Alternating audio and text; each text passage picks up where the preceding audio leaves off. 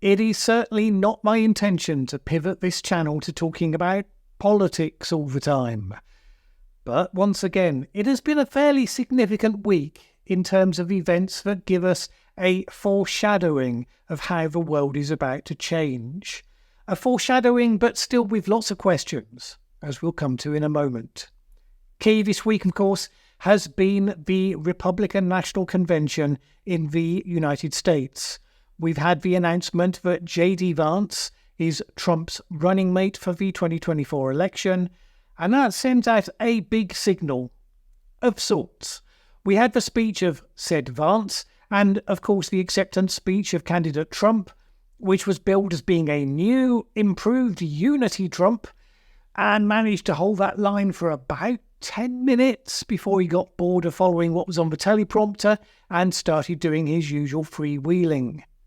And the other strain of mood music for the week was the not quite news that although Biden was not quite resigning his candidacy just yet, well, it was starting to look increasingly likely that definitely, probably, maybe could happen at some point, although officially, definitely not.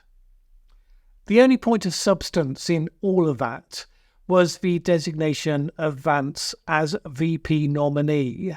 Various commentators observed that Trump could have played this two ways.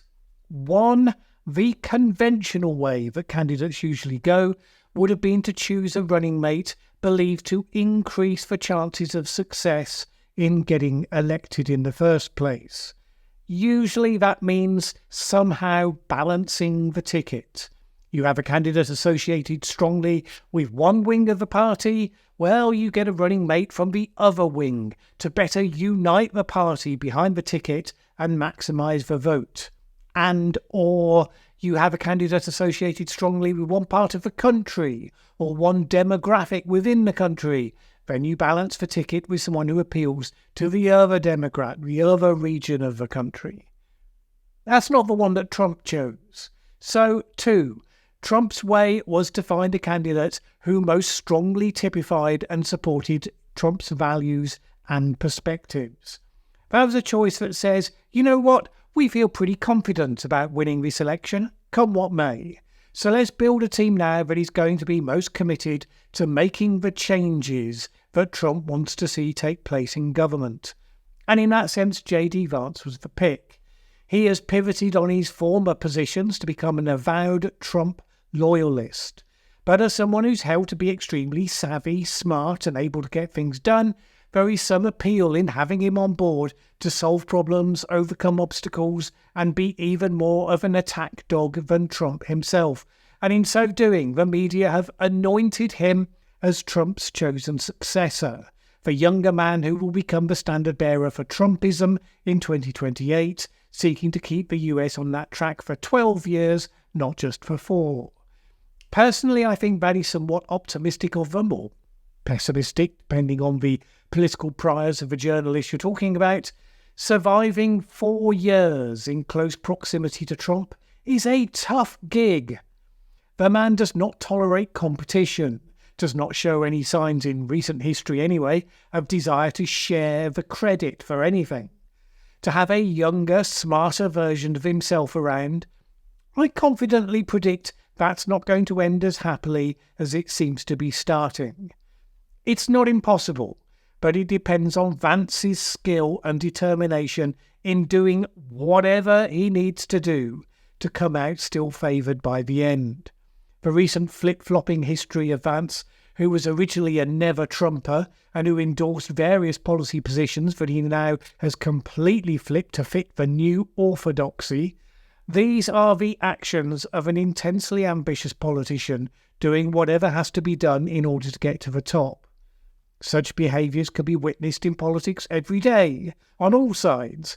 It's just that the shift isn't usually so dramatic as it has been in this case, where the price of entry to Trump's government is to all join him in the delusion that the 2020 election was stolen.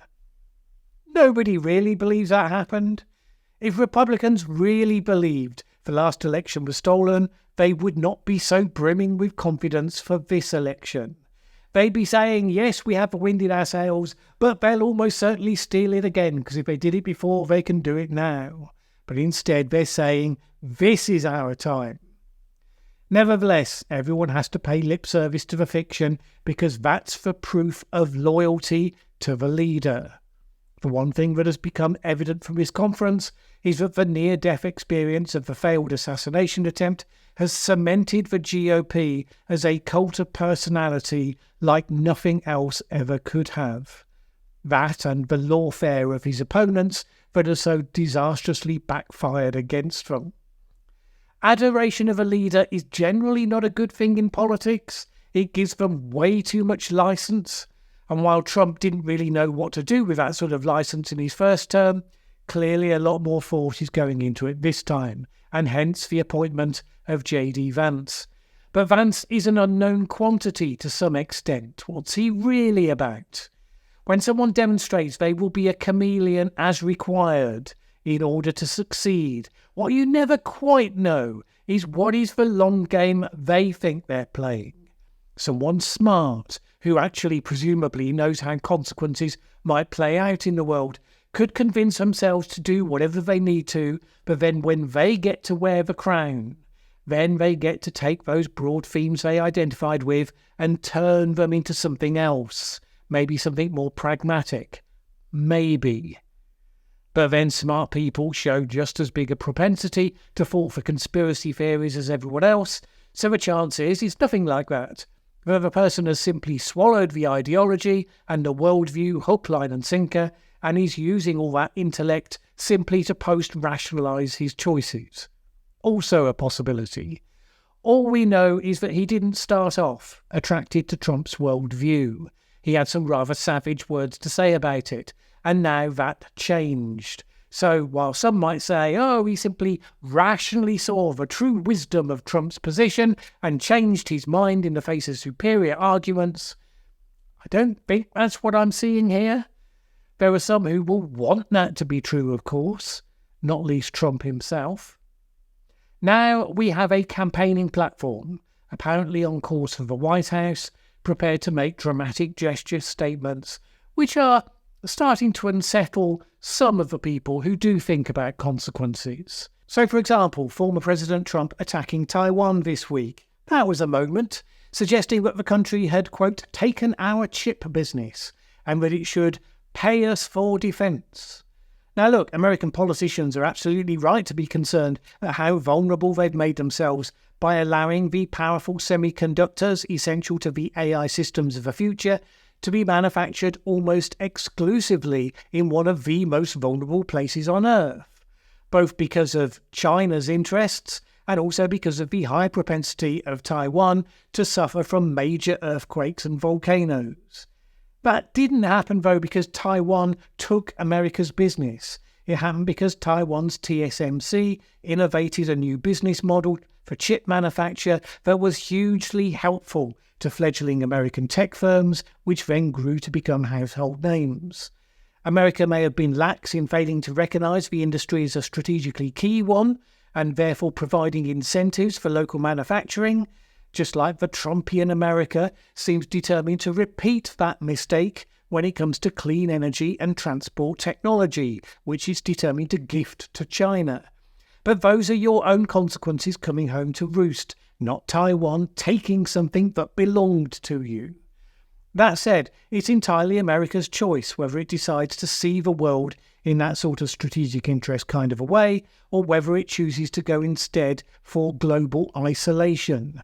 Slap tariffs on just about all imports, focus on American jobs as the main motivator for policy, and to deal with countries like Ukraine and Taiwan on a purely transactional basis.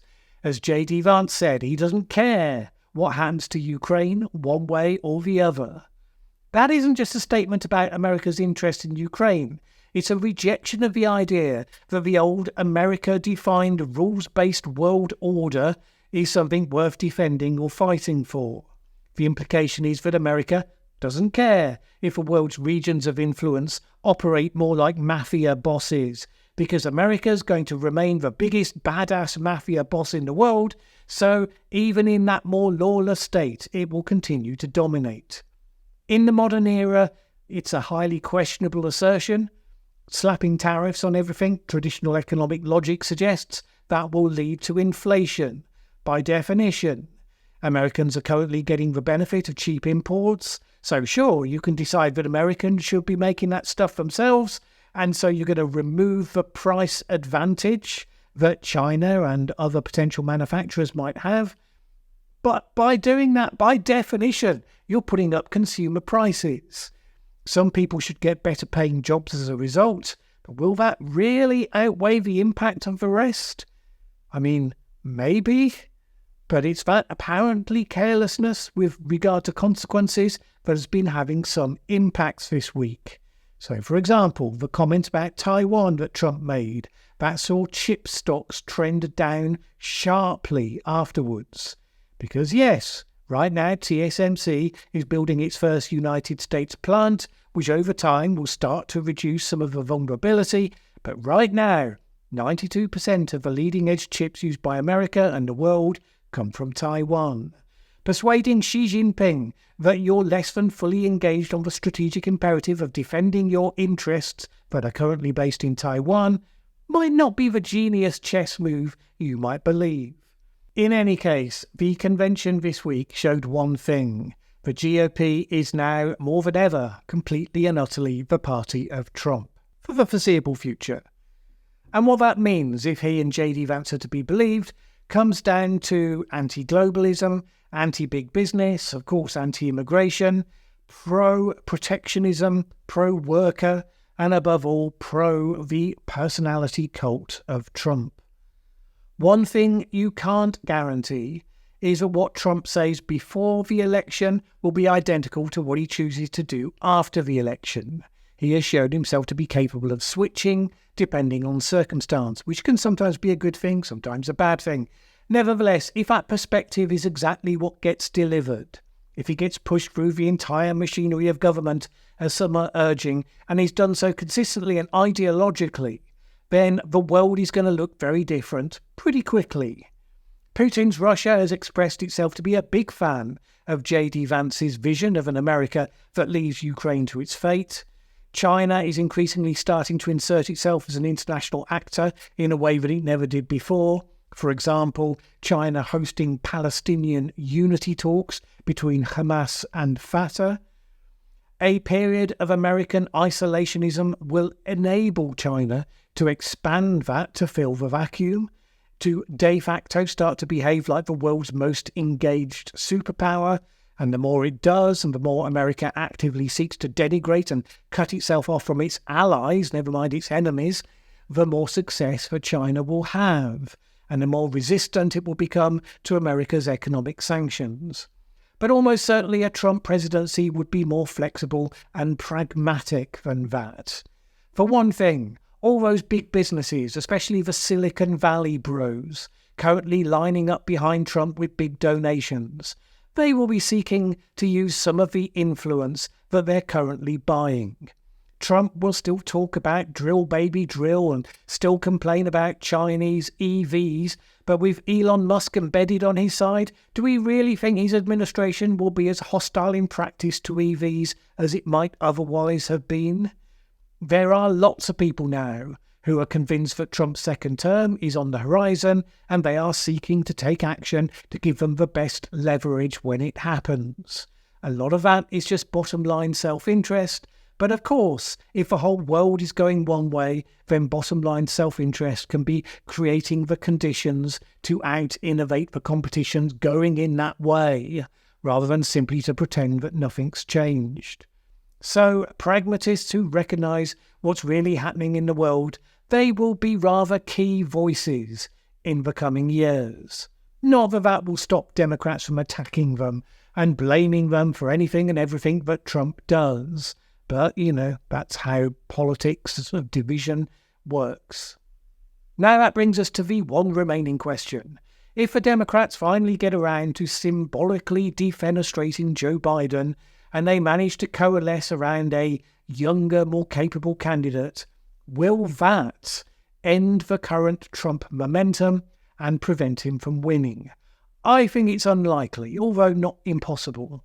It's not impossible because there are a significant number of so-called double haters amongst the electorate, where people, in other words, who can't stand Biden and they can't stand Trump and have been desperately asking for any kind of different choice to be put in front of them.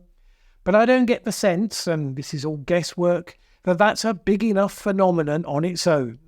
A new candidate would have to actively win support against the current tide, not simply expect it to change direction and flow to them just because they turned up.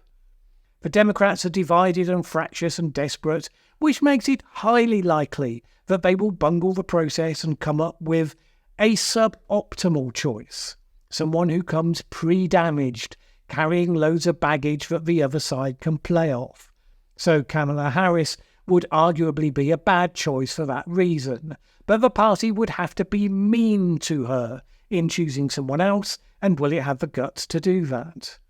Even someone younger, more dynamic and telegenic, like a Gavin Newsom, would come in with an enormous albatross around his neck, with a considerable mess associated with California that his opponents would be very quick to point to. I've heard some say that sort of like Josh Shapiro would be a better emergent candidate, one who is a better campaigner and a better speaker than many that the party has put forward. I don't know him well enough, maybe they're right.